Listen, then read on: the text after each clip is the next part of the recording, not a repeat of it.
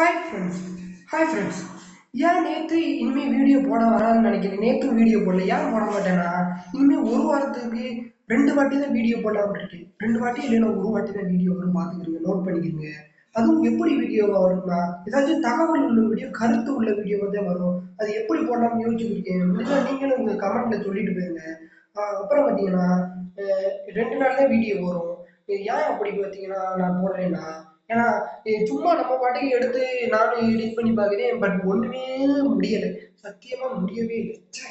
எல்லாரும் திட்டுறாங்க, என்னப்பா அது வீடியோ வாயை கொப்பளிக்கிறாப்புல இருக்கு, அது மாதிரி இருக்கு, ஒரு மாதிரி எல்லாத்துலேயும் குறை சொல்றாங்க.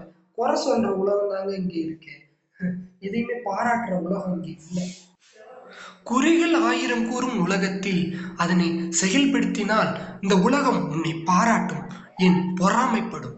ஆகையால் மக்களே, நீங்க யார் குறை சொன்னாலும் இது அதை எடுத்துக்கிறாதே. உங்களுக்கு குறை சொல்றாங்களா இல்ல, ஒருவேளை நம்ம நல்லதுக்கு கூட சொல்லலாம். பட் அதை நம்மளுக்கு தான் புரிஞ்சுக்கிறது தெரியாது. இப்ப எனக்கு யாரு நல்லதுக்கு சொல்றா என்ன சொல்றான்னு எதுவுமே தெரியல. ஓகேங்களா? இனிமே பார்த்தீங்கன்னா, எப்பலாம் வீடியோ போடுறேனோ, அப்பலாம் நான் போஸ்ட்லயும் போட்டுருவேன். கம்யூனிட்டி போஸ்ட்லயும் ஷார்ட்ஸாவும் போட்டுருவேன். அதை சுருக்கி அப்படியே போட்டுருவேன் பார்த்துக்கிறீங்க. அதையும் பாருங்க. அடுத்து என்ன வீடியோ பண்ணலாம்னு மறக்காம கமெண்ட்ல சொல்லிட்டு போயிருங்கப்பா. எனக்கு முடியலை. நானும் யோசிச்சுக்கிட்டு இருக்கேன். இன்ஃபர்மேட்டிவ் ஒருவேளை நியூஸ் பேப்பர்ல இருக்கிறத படிச்சு அப்படியே கருத்து மாதிரி சொல்லலாமா? இல்லை ஏதாச்சும் தன்னம்பிக்கை வீடியோ போடலாமா? மோட்டிவேஷன் போடலாமா? அப்படின்னு யோசிச்சுக்கிட்டு இருக்கேன். பட் நான் இதுல கால் எடுத்து வச்சுட்டு ஜெயிக்காமல் வெளியில போக மாட்டேன் இதுல இருந்து.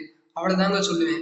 நீங்களும் எதுலயாச்சும் ஒரு இடத்துல முடிவு எடுத்துட்டீங்கன்னா இது பண்ணலாம்னு, அதுல இருந்து வெளியில வராதீங்க. அவ்வளவுதான் நான் சொல்லுவேன். அது ஜெயிக்கிற வரைக்கும் வெளியிலே வரக்கூடாதுங்க. நம்ம நானும் போராடிக்கிட்டே இருக்கேன். நமது பிறப்பு ஒரு சம்பவமாக இருக்கலாம், ஆனால் இறப்பு ஒரு சரித்திரமாக இருக்க வேண்டும்.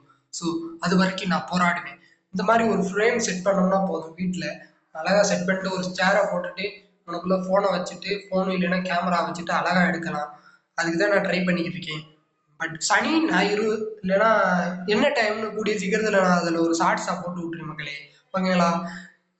நம்ம சேனலுக்கு நீங்கள் புதுசாக வந்துருந்தீங்கன்னா சப்ஸ்கிரைப் பண்ணுங்க, லைக் பண்ணுங்க, ஷேர் பண்ணுங்க. ஓகேங்களா? அடுத்த வீடியோவில் முடிஞ்ச அளவு நான் என்ன போடுறேன்னு முடிஞ்சா சொல்கிறேன். முடிஞ்ச அளவு நான் கருத்து தான் போடுவேன்னு நினைக்கிறேன். ஏன்னா ஷார்ட்ஸு அப்படியே ஷார்ட்ஸ்லேயும் எடுத்து போட்டுடலாம். ஆனால் ஷார்ட்ஸ் போட்டால் 2K 3K போகுது. பட் பெரிய வீடியோ போகுது இல்லைங்க. அதே ரொம்ப சிரமமா இருக்கு. ஓகேங்க, பாய். அடுத்த வீடியோல சந்திப்போம். அடுத்த வீடியோ ஃபுல் வீடியோல நான் வர்றேன், வந்தே தீருவேன். அதே அதை சொல்றதுக்கு தான் இந்த வீடியோ. பாய்ங்க. நான் நிறைய வீடியோ போட்டிருக்கேன், அதையும் பார்த்துட்டு பிடிச்சிருந்தா நம்ம சேனலை சப்ஸ்கிரைப் பண்ணுங்க. பாய். வேற என்ன சொல்லணும்னா,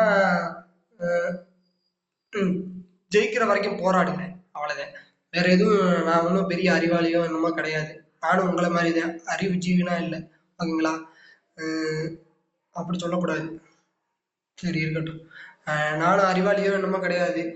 ஓகேங்களா? எனக்கு தெரிஞ்சதை நான் சொல்றேன். உங்களுக்கு தெரிஞ்சதை நீங்க கமெண்ட்ல சொல்லுங்க. பாய்.